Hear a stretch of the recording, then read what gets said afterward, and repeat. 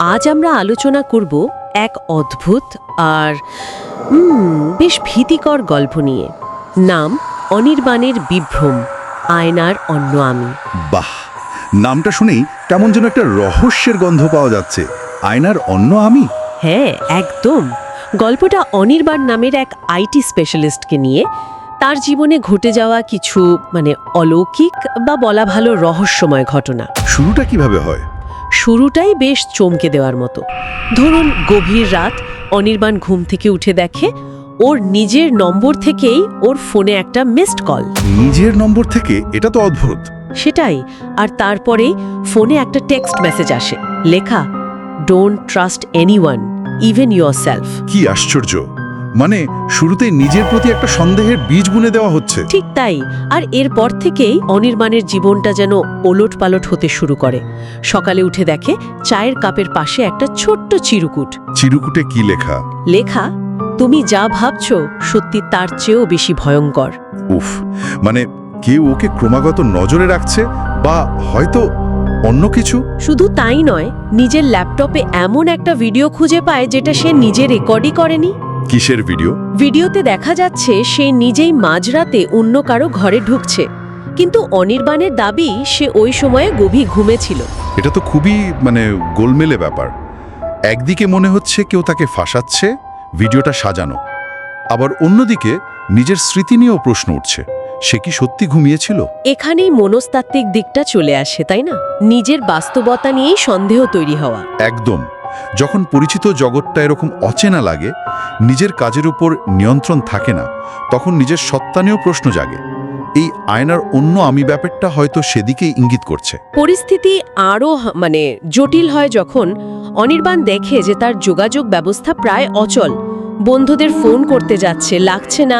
বাবা মায়ের নম্বরে ফোন করলে সিগন্যাল পাওয়া যাচ্ছে না। তার মানে তাকে কি আইসোলেট বা বিচ্ছিন্ন করে ফেলা হচ্ছে ইচ্ছে করে? মনে তো হচ্ছে তাই। আর এর মধ্যেই ফেসবুকে একটা প্রোফাইল খুঁজে পায় সে, নাম দ্য রিয়েল অনির্বাণ। কি আছে সেই প্রোফাইলে? তার অনেক ব্যক্তিগত তথ্য, ছবি আর রাতের ওই অদ্ভুত ভিডিওটাও সেখানে পোস্ট করা। সর্বনাশ! এটা তো সরাসরি চরিত্র হননের চেষ্টা। এখানেই শেষ না, দরজার নিচ দিয়ে আর একটা চিরকুট আসে, লেখা, তুমি যা করেছিলে ভুলে যেও না, তোমার সময় ফুরিয়ে আসছে। আচ্ছা, তুমি যা করেছিলে, তার মানে কি অনির্বাণের অতীতে এমন কিছু আছে যা সে ভুলে গেছে বা চেপে গেছে, আর কেউ সেটার প্রতিশোধ নিতে চাইছে? সেটাই প্রশ্ন। এটা কি বাইরের কোনো শত্রু, নাকি নিজের ভেতরের কোনো দ্বন্দ্ব, বা হয়তো দুটোই মিলেমিশে একাকার? দুটো সম্ভাবনাই কিন্তু জোরালো। হতে পারে কেউ খুব ঠান্ডা মাথায় প্ল্যান করে এগোচ্ছে, আবার এটাও হতে পারে অনির্বাণের নিজের মধ্যেই কোনো ভাঙন ধরেছে, হয়তো কোনো মানসিক সমস্যা। এই রহস্য ভেদ করার জন্য অনির্বাণ একটা কাজ করে। নিজের ঘরে ক্যামেরা সেট করে ঘুমোতে যায় সে। দেখতে চায় রাতে আসলে কি হয়। হ্যাঁ, এটা ভালো বুদ্ধি, প্রমাণ হাতে পাওয়া যাবে। কিন্তু সকালের ভিডিও ফুটেজ দেখে তার গায়ে কাঁটা দেয়। সে দেখে সে ঘুমের মধ্যে বিছানা থেকে উঠছে, হেঁটে যাচ্ছে, দরজা খুলছে, এমনকি বাইরেও বেরিয়ে যাচ্ছে। সে কি ঘুমের মধ্যে? হ্যাঁ, কিন্তু সবচেয়ে অদ্ভুত ব্যাপার হলো পুরো সময়টা তার চোখ বন্ধ। চোখ বন্ধ রেখে এত কিছু করছে, এটা তো সাধারণ স্লিপ ওয়াকিং এর মতো শোনাচ্ছে না। তাহলে কি গল্পে যেমন ইঙ্গিত, তার ভেতরে অন্য কেউ? এটা খুবই রহস্যময়। নিজের শরীরই যেন নিজের নিয়ন্ত্রণে নেই। কিন্তু এই ভিডিওটাও কি 100% বিশ্বাসযোগ্য? মানে এটাও তো সেই চক্রান্তের অংশ হতে পারে, ওকে আরো বিভ্রান্ত করার জন্য? সেটাও একটা প্রশ্ন বটে। তবে গল্পের সবচেয়ে বড় মোচড়টা আসে এরপরে। কি সেটা? অনির্বাণ ডাকযোগে একটা চিঠি পায়, সাধারণ চিঠি, কিন্তু প্রেরকের জায়গায় নাম লেখা অনির্বাণ, আর চিঠির তারিখ 3 বছর আগের। 3 বছর আগের অনির্বাণ চিঠি পাঠিয়েছে এখনকার অনির্বাণকে? এটা কিভাবে সম্ভব? সেটাই তো রহস্য। চিঠিতে লেখা প্রেরক আসলে 3 বছর আগের অনির্বাণ। সে বর্তমান অনির্বাণকে জানাচ্ছে যে সে অতীতে কিছু একটা ভুলে গেছে, খুব জরুরি কিছু। কি ভুলে গেছে? সেটা চিঠিতে স্পষ্ট করে বলা নেই, তবে পুরনো অনির্বাণ সতর্ক করছে যে তার ওই বিস্মৃত অতীত সম্পর্কে জানে এমন কেউ আসছে এবং সে ক্ষমা করবে না। বাবা, সময়ের এই খেলাটা কিন্তু দারুণ ইন্টারেস্টিং। অতীত আর বর্তমান যেন মিলে মিশে যাচ্ছে।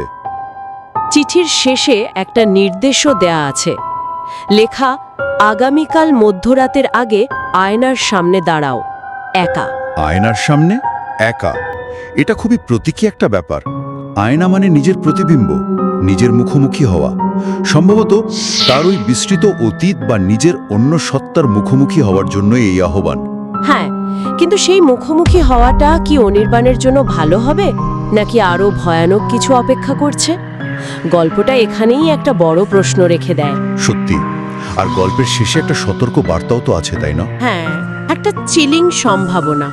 যদি কখনো মধ্যরাতে নিজের মোবাইল নম্বর থেকে নিজের ফোনেই কল আসে, তবে সেই কল রিসিভ না করাই ভালো। কারণ কে জানে, হয়তো তাহলে তার গল্পটাই শুরু হয়ে যাবে। বাহ, দারুণ একটা সমাপ্তি। এই গল্পটা শুধু একটা রহস্য গল্প নয়, এটা আসলে আমাদের নিজেদের অস্তিত্ব, স্মৃতি আর সত্তা নিয়েও অনেক প্রশ্ন তুলে দেয়।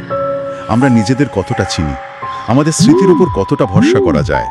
আসলেই আমাদের ভেতরেও কি এমন কোনো অন্য আমি লুকিয়ে আছে, যার খবর আমরা রাখি না? হয়তো কিছু গল্প তো শুধু পড়ার বা শোনার জন্য নয়, তারা নিজেরাই পাঠক বা শ্রোতাকে খুঁজে নেয়।